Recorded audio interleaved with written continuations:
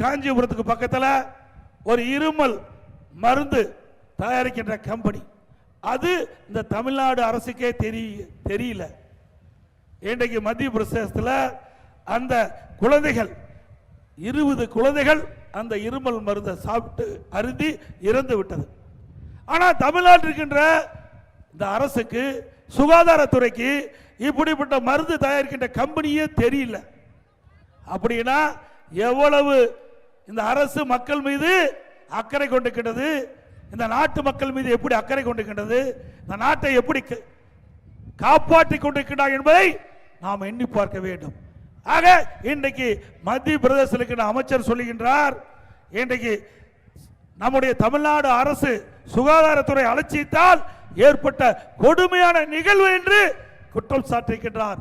அங்கு இருக்கின்ற மத்திய பிரதேசத்தில் இருக்கின்ற காவல்துறை எங்கே காஞ்சிபுரத்திற்கு வந்து அந்த மருந்து கம்பெனியில் யார் இருக்கின்றார்களோ அவர்களை கைது செஞ்சு அழைத்து விட்டு சென்றார்கள். அதுக்கு பிறகுதான் தமிழ்நாடு அரசுக்கே தெரியுது.